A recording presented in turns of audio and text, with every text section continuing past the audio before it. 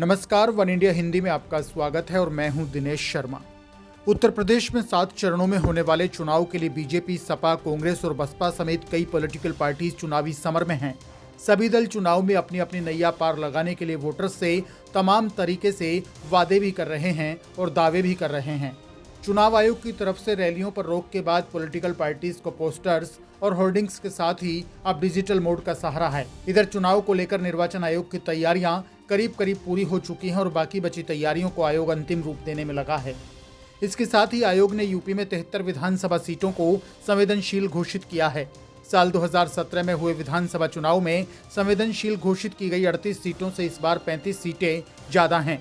आयोग ने यहां चुनाव को लेकर जिन विधानसभा सीटों को संवेदनशील घोषित किया है, उनमें जातीय हिंसा और CAA NRC के विरोध में हुए आंदोलन के दौरान हुई हिंसा भी शामिल है। चुनाव आयोग ने 7 जनवरी को उत्तर प्रदेश में 7 चरणों में चुनाव कराने की घोषणा की थी। आयोग की इस घोषणा के बाद यूपी पुलिस ने जानकारी दी कि उसने 95 संवेदनशील सीटें चिन्हित की हैं, जो आयोग की जानकारी में लाना जरूरी है।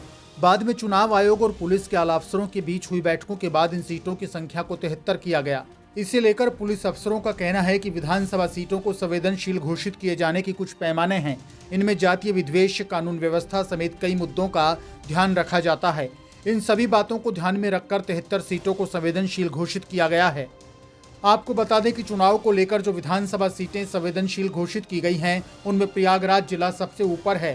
प्रयागराज की 12 में से 8 सीटों को संवेदनशील घोषित किया गया। इसके बाद बलिया में 5 विधानसभा सीटें संवेदनशील मानी गई हैं। प्रतापगढ़, मैनपुरी, गाजीपुर और आगरा जिलों में 4-4 सीटों को संवेदनशील घोषित किया गया है। इसके अलावा बहराइच, जौनपुर, बिजनौर, बागपत, सहारनपुर, सिद्धार्थनगर, अंबेडकर नगर और आजमगढ़ जिले में 3-3 सीटों को संवेदनशील घोषित किया गया। इसके अलावा बाराबंकी, मथुरा, फिरोजाबाद, मेरठ, ललितपुर, संभल, फतेहपुर और चंदौली जिलों में 2-2 सीटें संवेदनशील घोषित की गई हैं।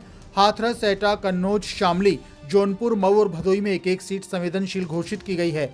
इस बार यूपी में संवेदनशील घोषित की गई सीटों में कन्नौज का नाम भी शामिल है। 3 इत्र व्यापारियों के घर केंद्रीय एजेंसियों की तलाशी के बाद बेहिसाब धन मिलने के बाद कन्नौज बीते दिनों सुर्खियों में रहा था, जिसके चलते इसका नाम संवेदनशील सीटों की सूची में शामिल किया गया है। वहीं विवादास्पद विधायक मुख्तार अंसारी और विजय मिश्रा की भदोई जिले की ज्ञानपुर और मऊ सदर सीट को भी संवेदनशील सीटों की सूची में शामिल किया गया है। फिलहाल दोनों विधायक जेल में हैं। इधर पूर्व विधायक और फिलहाल जेल में बंद अतीक अहमद का गढ़ रही इलाहाबाद पश्चिम सीट को भी संवेदनशील सीट घोषित किया गया। इस खबर में फिलहाल के लिए इतना ही। ताजा अपडेट्स के लिए आप बने रहिए वन इंडिया हिंदी के साथ।